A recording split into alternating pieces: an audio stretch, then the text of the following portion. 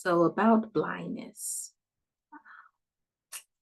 I wrote about blindness not because trauma makes you necessarily blind, but I think it's the opposite. It's the extreme, right? Trauma makes you think that you can see everything.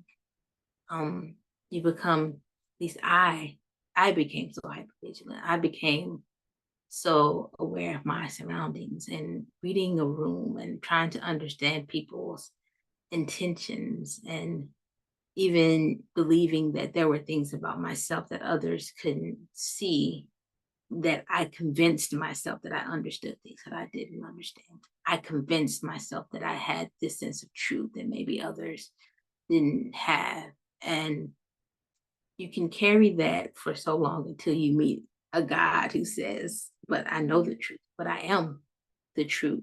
And I want to teach you something. And you realize in that teaching that God can teach me some things as long as I thought that I could see.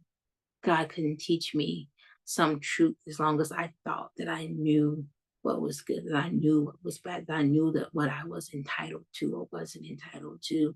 And it wasn't until the point where I could come to God and say, you know what, God, I'm blind. I don't see. I don't know. My experience has shaded my view. My life has shaded what I've learned, what I've seen. All these worldly things have shaded my view of the truth. And if you are true, then you have to teach me, and you can't teach me as long as I think that I can see. And so there's something about when I came to God and I said, I'm blind. And God said, okay, now open your hand. I'm going to put something in your hand and I'm going to tell you what it is.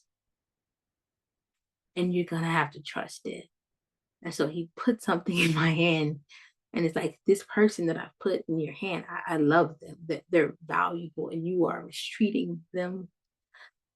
You're dogging them out, you were wearing them out. And it's like, okay, well, who is this person? And God's like, that's you.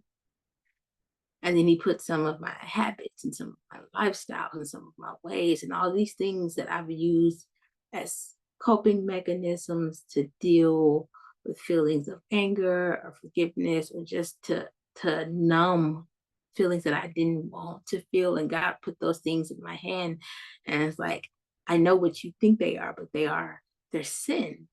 Like, they're not just inconvenient. They're not just distractions, but science, they're sin, and they're keeping you away from me. And he keeps putting things in my hand, this thing that you believe about life, about the world, like everything can't be bad, right?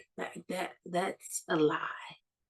And so what God does what God did for me when I could admit that, God, I don't know everything. I don't know most things, that putting things in my hand and me having to ignore the texture, to ignore the ways that it seemed familiar, to ignore the experience that it drew back to, and just to trust God. This person is a friend, or this person can be trusted, or you can love, or you are safe, and all those things that he put into my hand. And I had named it one thing, and he renamed. And eventually I realized that both of us can't be right. If either God's right or I'm right. And if he's right, he gets to name everything in my life.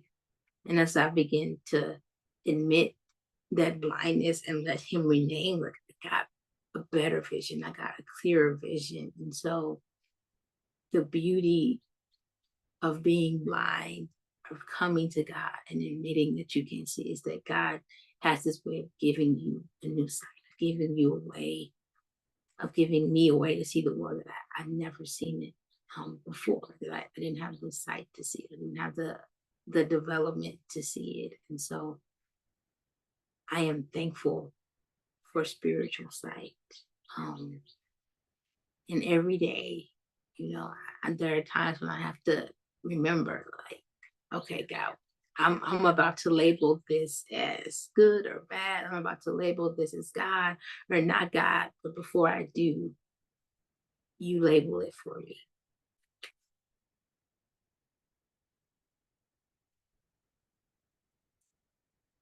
So